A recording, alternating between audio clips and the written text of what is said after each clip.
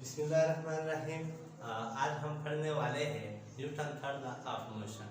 तो पिछले लेक्चर में हमने Newton first law and Newton second law के बारे में बताया था। तो आज हम पढ़ने वाले हैं Newton third law of motion. तो न्यूटन थर्ड लॉ में क्या बताते हैं, तो आइए उसको देखते हैं। लेकिन सिर्फ थ्योरी अगर हम पढ़ ले तो थ्योरी हमारे लिए तो सही तो है, लेकिन इससे हमें प्रूफ नहीं मिलता है। तो इस वीडियो में आपको थ्योरी के साथ साथ इसका पूरा प्रूफ भी बताएगा। मैथ से हम इसको डिराइव करते हैं कि ये किस तरह है। तो न्यूटन साहब ये कह रहा है कि हर एक्शन का, यानी जो भी एक्शन है उसका रिएक्शन बराबर रिएक्शन मिलेगा, लेकिन अपोजिट डायरेक्शन में मिलेगा। तो आइए देखते हैं कि न्यूटन साहब क्या कह रहा है। वो कह रहे हैं कि अगर हमारे पास एक बुक्स है, अगर वो हमने एक टेबल पे रखा हुआ है, यानी ये हमारे पास क्या है, एक टेबल है। इस टेबल पे हमने एक बुक रखी हुई है।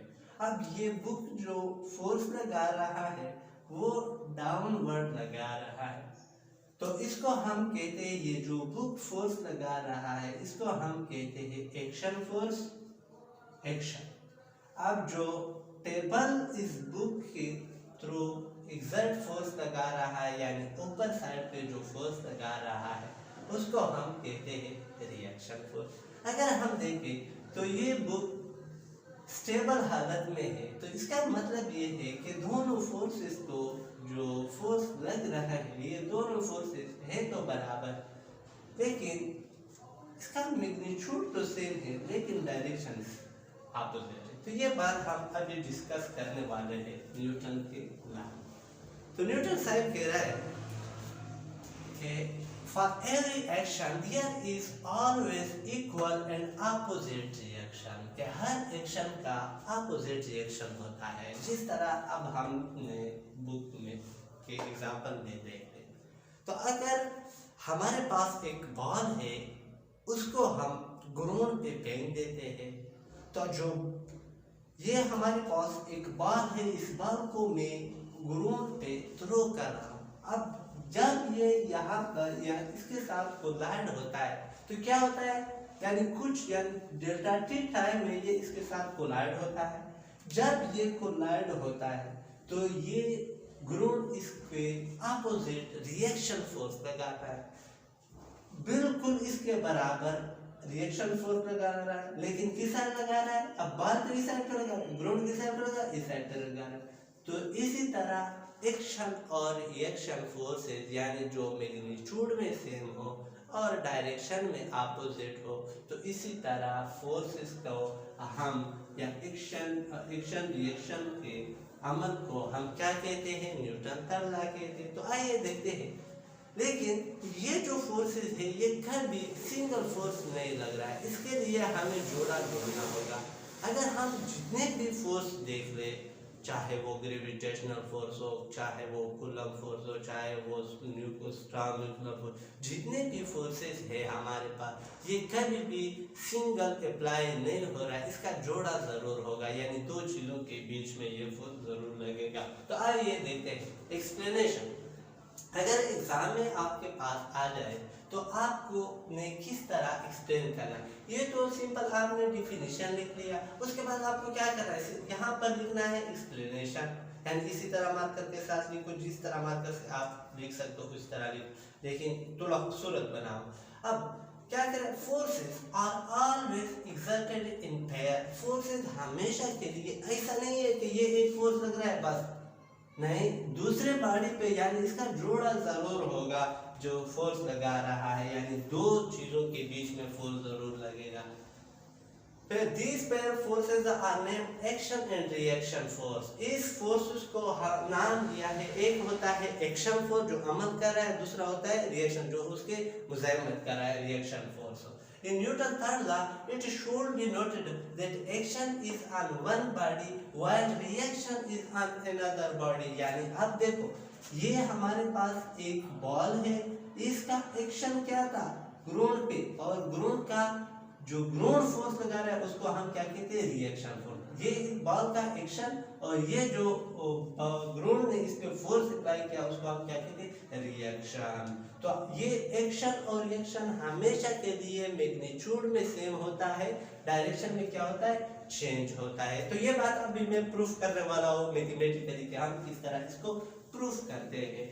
तो आइए देखते हैं, एक एग्जांपल देखते हैं। When we throw the football on the ground, the football exerts a certain force on the ground. The ground exerts the same force in opposite direction. तो जिस तरह हमने कहा कि फुटबॉल एक्शन फोर्स और ग्राउंड जो एग्जर्ट कर रहा है वो क्या है हमारे पास, रिएक्शन फोर्स। तो इसका एक एग्जांपल है और आप बहुत सारे एग्जांपल दे सकते हो। रॉकेट का आप एग्जांपल दे सकते हो, आप एक बॉल का दे सकते हो कि मैंने एक बॉल उठाया उस दीवार के साथ फेंका तो दीवार ने रिएक्शन फोर्स लगा लिया, ये एग्जांपल आप दे सकते हो। अब तीसरा एग्जांपल आप ये दे सकते, ये हमारे पास एक बंदा है, ये जमीन पे मोशन कर रहा है। तो जब ये जा रहा है तो जमीन को पीछे की तरफ धकेल रहा है और जमीन इसको क्या कर रहा है, आगे की तरफ धकेल रहा है। जो मेन फोर्स लगा रहा है इसको हम कहते हैं एक्शन फोर्स और जो ग्राउंड इस पे फोर्स लगा रहा है इसको हम क्या कहते हैं, रिएक्शन फोर्स। तो इस तरह बहुत सारे एग्जांपल आप दे सकते हो। तो हमने प्रूफ करना है क्या चीज, F1 एंड F2, यानी F1 is equal to minus F2, यानी ये हमारे से हमें क्या बता रहा है, डायरेक्शन। तो अब हम यहाँ पर मैथमेटिकली इसको प्रूफ करने की कोशिश करते हैं कि ये हमारे पास किस तरह है। समझो ये हमारे पास एक बॉडी है और एक हमारे पास ये बॉडी है, मेरे ख्याल में यहाँ पर नजर नहीं आ रहा है, थोड़ा मैं इधर लिख रहा हूँ। ये हमारे पास एक बॉडी है, ये हमारे पास एक बॉडी है, ये बॉडी इस साइड पे आ रही है और ये बॉडी इस साइड पे आ रही है। इसको मैंने नाम दिया है, यानी ए बॉडी दिया है, इसको मैंने नाम दिया है बी बॉडी दिया है, और इसका जो फोर्स है इसको मैंने नाम दिया है F21 और इसको हमने नाम दिया है F12। तो अब देखिए ये हमारे पास क्या है, जब ये बॉडी कुछ वक्त के बाद यहाँ पर पहुंच गई तो ये इसी तरह कोलाइड हो गए, यानी एक दूसरे के साथ क्या हो गए, टक्कर खाए। तो इस टक्कर की वजह से इसका डायरेक्शन, यानी ये जो बॉडी इस साइड पे आ रही थी उसका डायरेक्शन यू हुआ और इस बॉडी का डायरेक्शन यू हुआ। तो हमने कहा कि इसका डायरेक्शन चेंज हुआ, तो हमने कहा कि जब इसका डायरेक्शन चेंज हुआ तो इसका मोमेंटम चेंज हुआ। तो मोमेंटम हमारे पास क्या है, moment the product of mass and velocity, इसका मोमेंटम को हम किससे साइन करते हैं, p के साथ साइन करते हैं। तो p1 यानी चेंज p1 हुआ और यहाँ पर इस बॉडी का क्या चेंज हुआ, चेंज p2 हुआ। तो आइए देखते हैं, ये हमारे पास अगर हम देखें तो इस यानी सिंगल इस बॉडी का मोमेंटम चेंज हुआ और सिंगल इस बॉडी का मोमेंट एंड इंडिविजुअल दोनों का मोमेंटम चेंज हुआ। लेकिन जब हम देखते हैं कि दोनों यानी टोटल मोमेंटम हमारे पास क्या है, वो इक्वल टू 0 है, वो चेंज नहीं है। तो हम देखते हैं कि टोटल मोमेंटम को हम किसी तरह रिप्रेजेंट करते हैं। ये हमारे पास मोमेंटम क्या है, वेक्टर है। तो जब हम vector addition, law of vector addition apply करते हैं तो हम उसको इसी तरह ऐड करते हैं, यानी हम किस तरह ऐड करते हैं, यानी change p1 plus change p2। तो ये हमारे पास ये आया और ये हमारे पास है। और ये बात ध्यान में जरूर रखिए कि यहाँ पर ये जो कोलिजन हुआ, इस कोलिजन जब हो रहा था यानी दो चीजें जब टक्कर खा रहे थे उस वक्त में कुछ ना कुछ वक्त लगा। तो उस कुछ ना कुछ वक्त को मैं रिप्रेजेंट कर रहा हूँ किस चीज के साथ, यानी डेल्टा टी के साथ। वो डेल्टा टी के वक्त में कुछ जो कोलिजन हो रहा था वहां पर जो टाइम लगा वो डेल्टा टी था। तो अब ये मैंने इसी तरह लिख लिया। अब ये हमारे पास किस चीज का बराबर है, इक्वल टू 0 का बराबर है। तो हमें क्या करना चाहिए, यानी change p1 is equal to minus change p2, यानी चेंज p2। अब देखो, अब वेक्टर में हमने क्या बताया कि वेक्टर में जब हम डायरेक्शन चेंज करते हैं तो वैल्यू चेंज हो जाता है। किस तरह चेंज हो गया, ये देखिए हमारे पास, अगर हम स्केलर की बात करें तो स्केलर हमारे पास किस तरह होगा, स्केलर हमारे पास होगा change P1 is equal to change P2। तो अब देखो वेक्टर हमें क्या बता रहा है, वेक्टर हमें बता रहा है कि डायरेक्शन चेंज हुआ, किस तरह चल रहा है, माइनस यानी अपोजिट। जो फोर्स लग रहा है दोनों के कोलिजन के वक्त जो फोर्स लगा तो उसके बाद जो बॉडी का मोमेंटम था वो क्या हो गया, यानी चेंज हो गया, उसने डायरेक्शन चेंज किया। हमें किसने बताया, ये वेक्टर जब हमने अप्लाई किया।